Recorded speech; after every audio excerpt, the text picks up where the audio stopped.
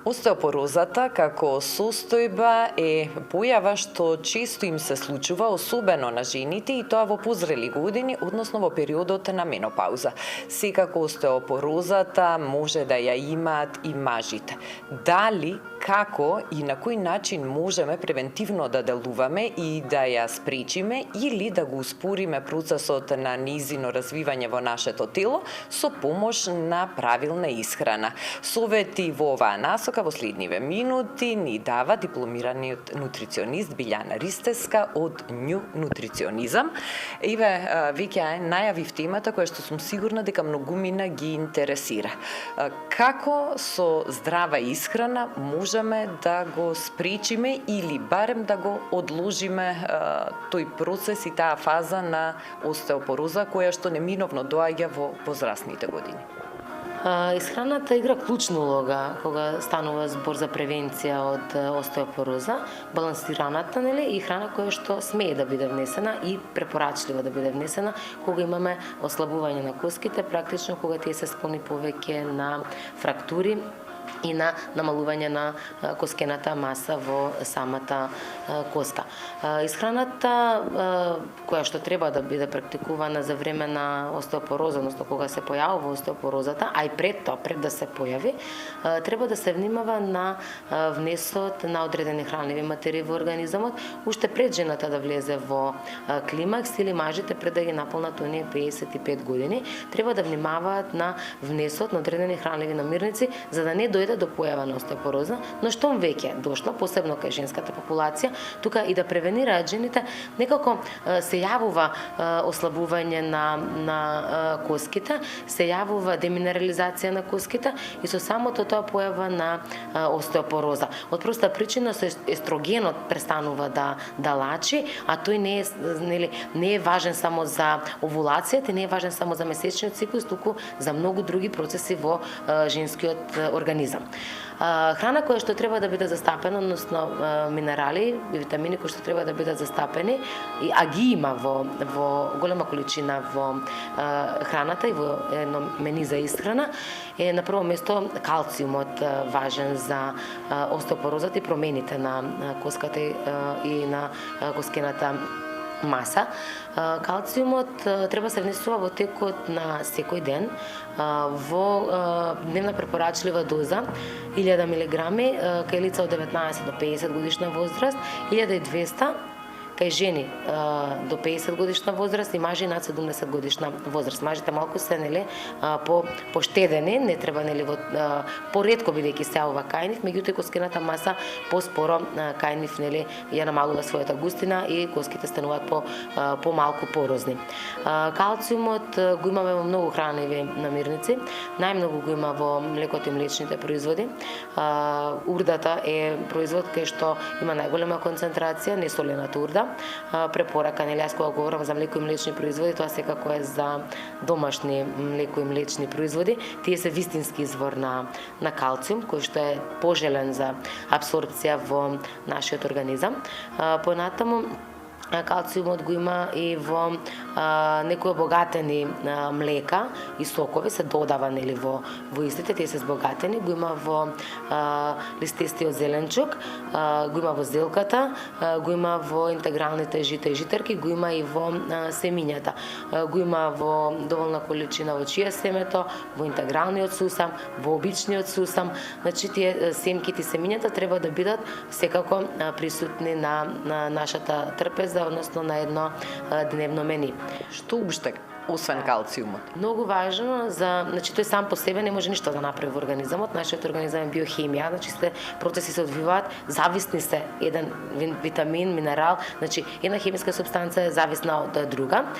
Доколку немаме доволна количина на D-витамин во организмот, секако додека примаме доза на калциум, не зборам таблетарно преку храната, мора и да допингуваме D-витамин. Заради тоа што врзувањето на калциумот без D-витамин минимално, скоро и невозможно. Од таа причина треба да внесуваме храна која што содржи D-витамин. Тоа е храна која што ја има во D-витаминот го има во жолчката од јајцето, го има во масната риба, како што е скушата, лососот.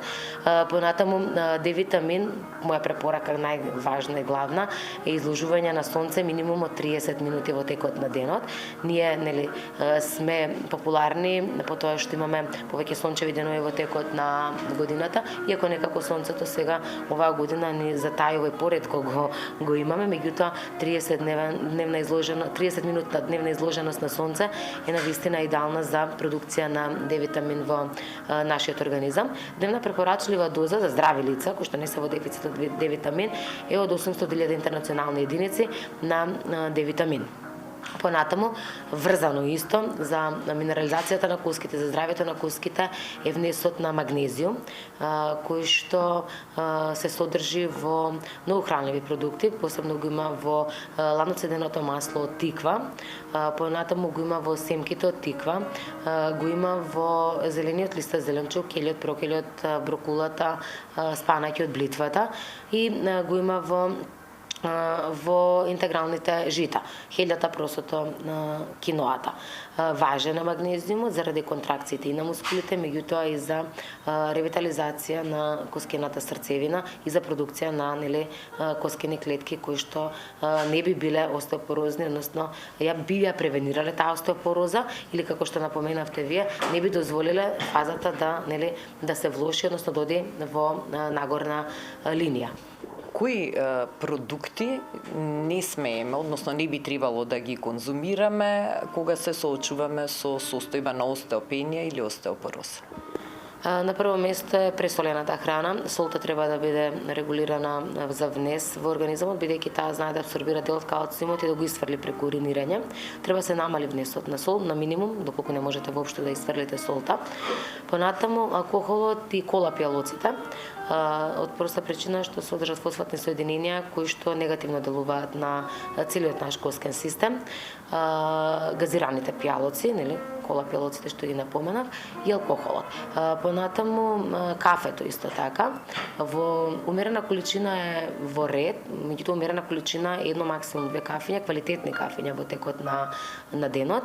Меѓутоа секое прекумерно конзумирање на кафе знае да направи недобар баланс на овие нутриенти кои што ви кажав претходно и со самото тоа вие внесувате калциум, внесувате D-витамин, внесувате магнезиум, внесувате витамин К, меѓутоа немате позитивен одговор од проста причина што претерувате со дневниот внес на кофеин во текот на денот. Кофеинот не го има само во кафето, го има во разни видови на чаеви. Чаевите кои што содржат кофеин треба да бидат помалку застапени во рутината дневна. Оние кои што се на билна основа, кои што не содржат, слободно може да се конзумираат и се пожелни да се конзумираат и при остеопороза. Процесираната храна исто така не е пожелна за конзумирање.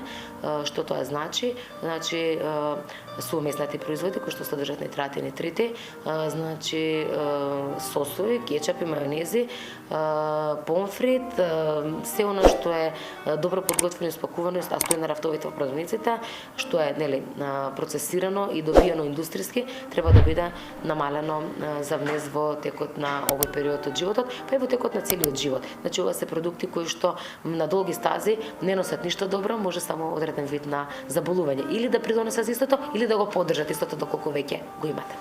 Билјана, благодарам за советите и насоките и верувам дека овие совети ќе ги насочат нашите гледачи навистина кон еден поодговорен и поздрав однос кон начинот на исхрана, што ќе придонесе секако со нивно подобро здравје. Само што една препорака за сите оние кои што се соочуваат со остеопороза е неопходна и од нужно значење физичката активност. Тоа морам да го напоменам и најздраво да се храните, доколку не сте подвижни, не сте движите, остеопорозата само ќе зема поголем замав. Благодарам и до вас, поздрав до сите ваши гледачи утрово.